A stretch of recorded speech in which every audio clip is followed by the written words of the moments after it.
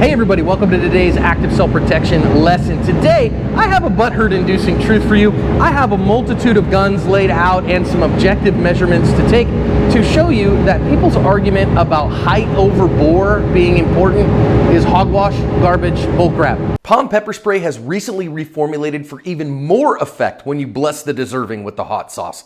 Palm is what I use between a harsh word and a gun and encourage everyone to do likewise. Now, I will be the first to tell you, okay, I am not a physicist. However, I did take 5 semesters of physics in college. It's another life, but you get it. Now, I want to explain to you how recoil operates and why people say things. Because they'll say things like, this is a beautiful gun, right? This is a CCP-07, and it's known for having what they call a low bore axis. And what that means here is that the bore of the gun sits very low to the frame, and so they say, aha, it generates less recoil. As opposed to something like this Sig Sauer P320, which they say, aha, you see this height over bore, so that makes it recoil more. But that is pseudoscience, hogwash, bullcrap. And I want to explain to you why. Because people think what goes down here is, let me show you on this one, is they think, aha, because I have an explosion right here in the chamber, that the force goes back here, and so the higher that force is, the more muzzle rise I'm gonna get on my gun. And at first blush, that actually makes sense, and then we get the meme that says, well, yes, but actually no.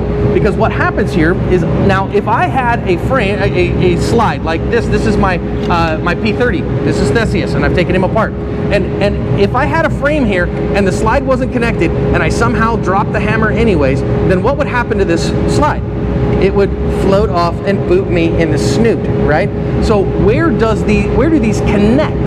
That's the bigger issue, right? So the biggest issue of where the actual force comes in the gun is not where the explosion happens, it's where the force transfers. And where the force transfers, if I put this in, and it's very hard for you to see, is way down here. There's a locking block, and at the locking block where the force from the slide comes into the frame. So here's what happens, is we have a recoil spring. And that recoil spring connects here at the bottom of the slide. And what happens is now we set that in there, and once I put this in here, there it is. So now you can see that's all one piece. And so all the forces here are transferring from this point. This is where the force vector comes in off of the slide and into the frame. And it sets into the frame, deep in the frame. So you can kind of see the center of where the force is applied when you see the actual recoil guide rod is what you're looking at there. So that's actually kind of what we want to look at. If I lock that to the rear, what you can see there is, you see how low the guide rod is in there? I'm going to let you see that, try to keep the cameraman out of the way. That's where that recoil is coming through the gun into the frame. And you can really see that by your lever here that keeps that together. So that's where it comes into your hand. Now the interplay between where that is and how high your hand gets on the back of the gun, that will determine how much space there is here and how much muzzle rise the gun gives you. So if we look at this, we can see, you can actually see here on this CZ, you can just see that it sticks out here, and it's pretty darn low in the frame. But you also notice that there's a little bit of difference there between that height, which is right here, and the top of my hand. So that's going to be that angle. So it's not about the bore, it's about the locking block and how high that is in the gun. This Sig Sauer P320, you can see, okay, my guide rod seems a little higher in the frame. Somewhat, that's just this big rail that's on that. But also, I can get a very high grip here. So since I can get a very high grip, and since we know that the force comes through the locking block, guess what? Same stinking height. That's gonna give me the same type of recoil impulse. G-lock, right? Everybody goes, oh, Groks do their thing. Okay, so same thing, comes down through here, locking block top right here.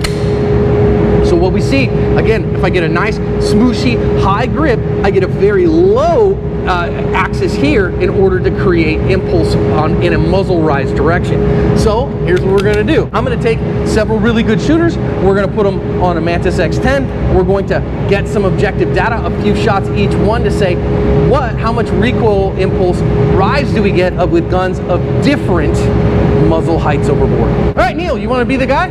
Always up for the guy. I am going to put this on correctly. No, that's correctly. Boom, on the P30. Okay, so we can see that real easy. And here's what I want you to see is I want you to just give me, I don't know, 3-4 rounds, man. Square 4 rounds. Okay, best grip you've got.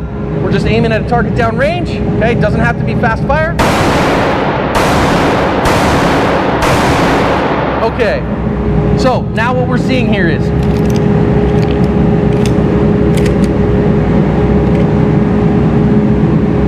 average muzzle rise here, 7.71 degrees. Ooh. Okay, you don't like that? You don't feel good about that at all? No. Why don't you grip the gun like a human? You want me to do it like a man? Yeah. How about we go to the next one now? The next one, I'll do this one like a man. Same thing. Now again, everybody says, "Oh, CZ, super low." No, there you go. Fancy. It's a fancy gun. All right, we're good there. Hold on a second here. Let's reset. It caught that as a trigger press.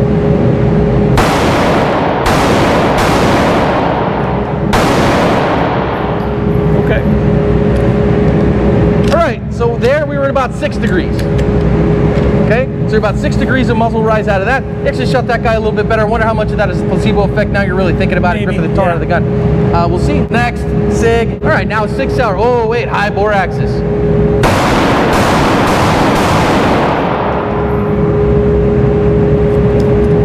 Guess what? 6%. 6 degree muzzle rise. Huh. Weirdness. Now the G-lock. Go ahead. Take your time, get the grip.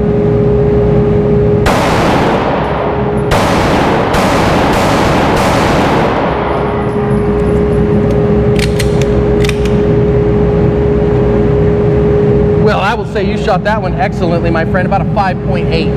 You can feel the difference, and it was less rise. Yeah, this way, that way, Yep. Right? So the grip angle helped you a little bit there? Yeah, I think so. Yeah, it's interesting stuff. So, but 4 guns with 4 different heights over bore, and you were within 10% tops of each other. Yeah, absolutely. and return times. You feel any significant difference in seeing your sights? No, the sights were all the same. You know, the big difference was the triggers and feeling different triggers. And oh, this one resets really fast, and I'm going a lot quicker. So, but the sights all felt the same. Jacob, you want to come shoot him? All right, my friend, you're up on this first one, which is an HK P30. Okay. So, good solid grip. We're just trying to run our recoil control. Don't got to run fast on this, just 4 shots.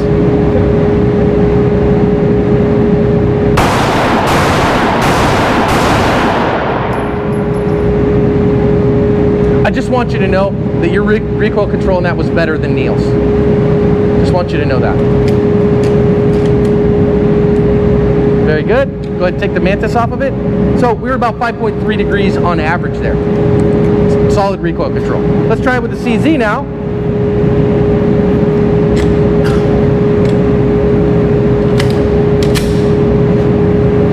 Same thing. Not trying to do anything, but just see what does that height overboard do for my recoil control, my muzzle rise. Go ahead.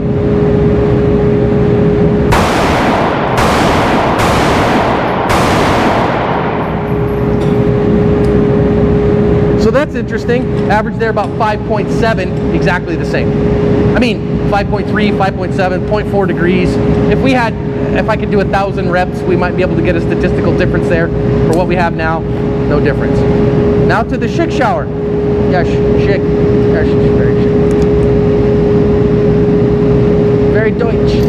Actually, not anymore. Now it's all USA. Yeah. Stop. Reset. Go ahead, my friend.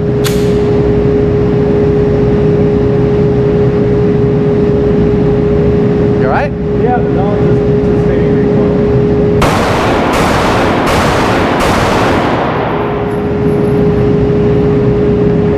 Huh, guess what?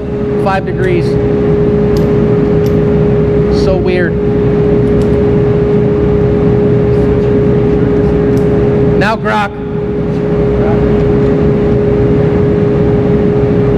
Now here's the honest truth. We can do this with any gun you want. You're like, yeah, but my 19 by God 11 is better. Not really, let's be honest.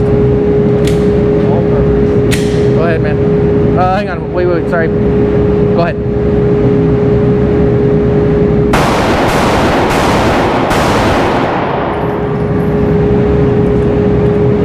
5.44. So tell me what your experience was with all 4 of those very different guns as they talk about height over bore. Really, the only difference I noticed between each of them was the trigger, if anything. Yeah, so trigger made probably a bigger difference than bore height, right? Going from yours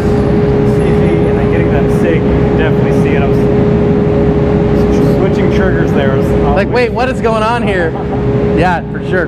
Good stuff. Well, so here's what we see, guys. I mean, the reality is I could do this with another 40 shooters, but height over bore is not really a thing. It's more a combination of where is the locking block in the gun and how high can I get my hand in relation to that locking block. Which is why, quite frankly, when Hudson came out with their H9, that I was so impressed with that gun, because what it did is it actually took the recoil spring assembly and lowered it down here. And so that gun had a significantly different recoil impulse. And if you have a friend who has a Hudson H9, they've got a relic of the past of 2016 or whatever, and Neil does,